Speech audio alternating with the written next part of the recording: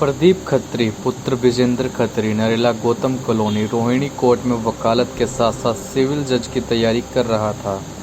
27 अप्रैल 2022 को रोहिणी कोर्ट से लौटते समय इंटरनेशनल हाईवे 44 पर नंगली पूना के पास बाइक के एक्सीडेंट में घायल हो जाता है, जिसे एम्बुलेंस के द्वारा सत्यवादी राजा हरिश्चंद्र अस्पताल में इलाज के लिए ले जाया जाता है। ज़्यादा हालत खराब देखते हुए डॉक्टर LNJP अस्पताल में रेफर कर देते हैं। कुछ समय बाद LNJP अस्पताल में एडवोकेट प्रदीप खत्री की मौत हो जाती है और अस्पताल प्रशासन एडवोकेट प्रदीप खत्री को लावारिस घोषित कर शव गृह में एक नंबर के साथ रख देते हैं। एडवोकेट प्रदीप खत्री का पूरा परिवार 2 दिन से परेशान दर दर की ठोकरें खा रहा था। 28 अप्रैल को परिवार नरेला थाने में एडवोकेट प्रदीप खत्री की गुमशुदगी की सूचना देने जाते हैं। थाने में जब परिवार के पैरों के नीचे की जमीन खिसक गई, जब नरेला थाने से यह जानकारी मिलेगी कि ये फोटो वाला व्यक्ति LNJP अस्पताल में लावारिस डेड बॉडी के रूप में शव गृह में रखा है। परिवार तुरंत LNJP अस्पताल पहुंचा और अपने घर के चिराग को कफन में लिपटा देख सब्र का बांध टूट जाता है। सभी दहाड़े मार मार कर रोने लगते हैं और सोच रहे थे आखिर ये कैसे हो सकता है। एडवोकेट प्रदीप खत्री और लावारिस के रूप में 2 दिन से परिवार का इंतजार कर रहा था, वो भी शव गृह में। आखिर ये कैसे हो सकता है? दिल्ली पुलिस की नीयत पर कैसे संदेह किया जा सकता है? लेकिन सोच सोचकर परिवार के दिमाग की नसें फटी जा रही थी। बाइक पर एक्सीडेंट होता है और बाइक पर नंबर मौजूद है। क्या नंबर के सहारे परिवार की तलाश नहीं हो सकती थी? क्या एडवोकेट प्रदीप खत्री के पास कोई एड्रेस प्रूफ नहीं था? क्या पुलिस ने एक्सीडेंट के बाद एडवोकेट प्रदीप खत्री की तलाशी नहीं ली? और अगर ली तो क्या एडवोकेट प्रदीप खत्री की पहचान बताने के लिए कुछ भी नहीं मिला? हम आपको बताते हैं, दिल्ली पुलिस की बड़ी लापरवाही से गई एडवोकेट प्रदीप खत्री की जान। एक्सीडेंट के बाद एम्बुलेंस सत्यवादी राजा हरिश्चंद्र अस्पताल में मरीज को लेकर जाती है। हालांकि एक्सीडेंट का एरिया बादली थाने के क्षेत्र में आता है, मगर सत्यवादी राजा हरिश्चंद्र अस्पताल में नरेला थाने का पुलिस अधिकारी अपने जिम्मेदारी से भागता नजर आ रहा है, जिसकी लापरवाही से एक युवक की जान चली गई। एक पत्नी की मांग का सिंदूर उजड़ गया, एक बेटा बेटी अनाथ हो गए, पिता के बुढ़ापे का सहारा चला गया, माँ की आंखों का तारा चला गया। जो मुजरिमों को सलाखों के पीछे पहुंचाते थे और बेगुनाहों को इंसाफ दिलाते थे, वहीं बहुत जल्द जज बनने की तैयारी कर इंसाफ के तराजू में नाइंसाफी नहीं होने देना चाहते थे एडवोकेट प्रदीप खत्री। आज उसी के साथ इतनी बड़ी नाइंसाफी, वो भी दिल्ली पुलिस के द्वारा।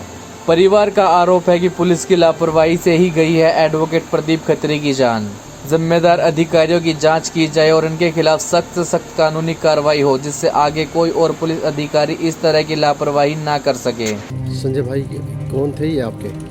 छोटा भाई, सबसे छोटा भाई। कैसे पता लगा आपको इनके बारे में? कैसे क्या घटना घटी? भाई हमें 2 दिन से कुछ नहीं पता था। दोपहर के 1:30 बजे इसका एक्सीडेंट हुआ।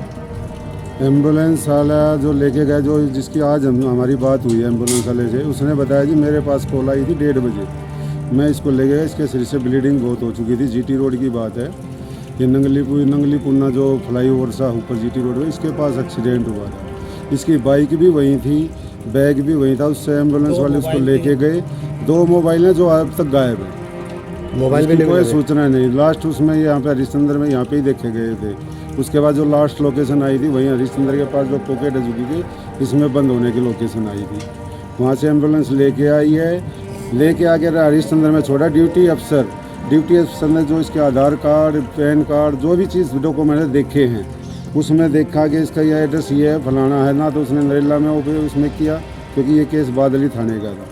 उसने ना तो नरेला में इसके थाने में फ़ोन किया कि इस एड्रेस का जो है, क्योंकि डॉक्टर ने जब आज कह रहा था लावारिस बता के बात करें, जब उसके डॉक्यूमेंट्स, उसकी बीवी के डॉक्यूमेंट्स उसमें थे, जिसका एड्रेस सेम है नरेला का। गौतम कॉलोनी के लिए कोई इन्फॉर्मेशन नहीं मिली। जब सुबह दोपहर तक था, डेली लॉ करने के लिए, प्रैक्टिस के लिए जाता था रोहिणी कोर्ट में। वहाँ से आज परसों बाइक पे चला। दोपहर में वहाँ से फ़ोन भी किया घर पे, मैं आ रहा हूँ, परांठे बना दो, खाने के लिए कुछ ही बना। उसके बाद 3 बजे के बाद उसका फ़ोन बंद हो गया। फ़ोन बंद होने के बाद हमने लावारिस के लिए कि कल रात से ना फ़ोन मिल रहा, ना वो वहाँ से चला था, कहाँ मिला। लावारिस होने के बाद थाने वालों ने सीधा इन्फॉर्म किया, लावारिस की फ़ोटो भेजी। ये करीब बादली थाने से जब ये आई कि ये इसका एक्सीडेंट हुआ, वो बाइक का है। बाइक का नंबर से भी पता एड्रेस निकल सकता था, अंगूठे के थंब से भी एड्रेस निकलते हैं, फ़ोन नंबर भी आजकल अटैच है।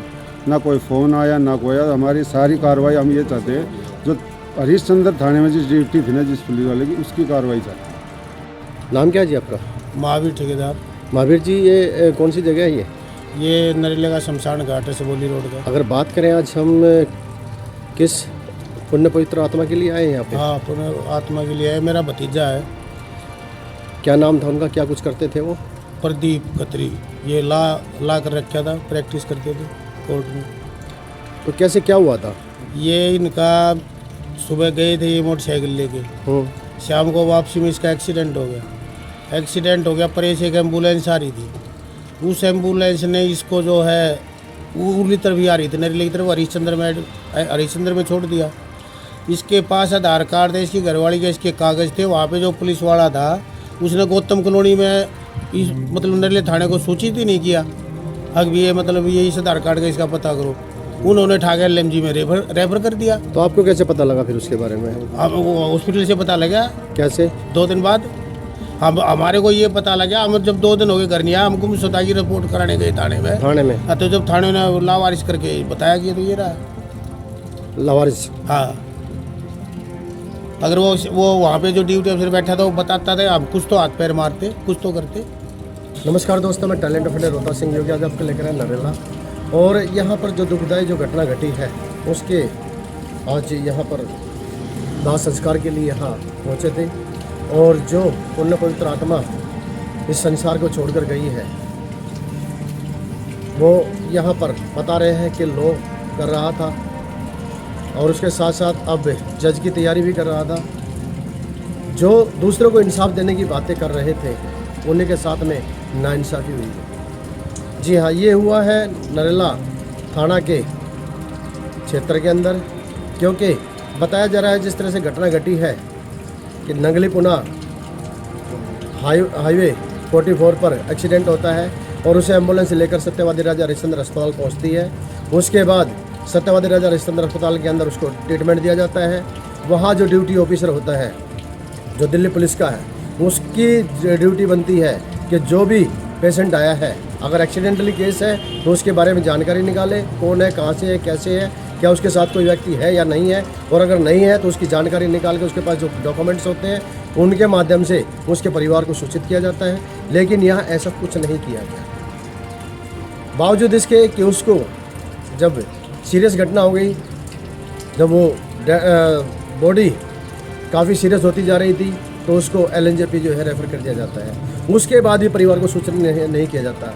तब उसके बाद जो है परिवार एक दिन इंतज़ार करने के बाद अगले दूसरे रोज़ जाता है और नरेला थाना के अंदर जब गुमशुदगी रिपोर्ट दर्ज कराने के पहुँचते हैं तब वहाँ पर उनके पैरों तले से ज़मीन खिसक जाती है, क्योंकि उनके सामने जो बात बताई गई वो ये बताई गई कि ये व्यक्ति LNJP के अंदर डेड कर चुका है। और ये 2 दिन हो चुके हैं इस चीज़ को। सोचिए दोस्तों कि ये किस तरह का कानून है और किस तरह के ये ड्यूटी ऑफिसर हैं, किस तरह की ड्यूटी निभाते हैं कि एक व्यक्ति जिसके पास सारे डॉक्यूमेंट्स हैं, परिवार के डॉक्यूमेंट्स हैं, और यही नहीं, रोहिणी कोर्ट के अंदर प्रैक्टिस किया करते थे वो। और जब रोहिणी कोर्ट के अंदर प्रैक्टिस किया करते थे तो उसके साथ में कुछ डॉक्यूमेंट्स, जो कुछ केसेस होते हैं, उनकी फाइल्स होती हैं, वो उनके पास भी होती है। फ़ोन भी थे उनके पास, लेकिन किसी भी चीज़ की कोई छानबीन करने की कोशिश नहीं की गई। और यह नहीं, उन जितने भी जो डॉक्यूमेंट्स थे, आधार कार्ड था, पैन कार्ड था या कोई भी चीज़ थी, उसके ऊपर सीधा सीधा लिखा हुआ था नरेला गौतम कॉलोनी। गलती उन लोगों की और खामियाजा इस परिवार का। तो इस तरह के जो भी अधिकारी, जो भी ड्यूटी ऑफिसर अपने ड्यूटी से लापरवाही करते हैं, उनके साथ कानूनी कार्रवाई होनी चाहिए ताकि किसी परिवार का चिराग ना बुझ सके। Talent of India Rohta Singh Yogi.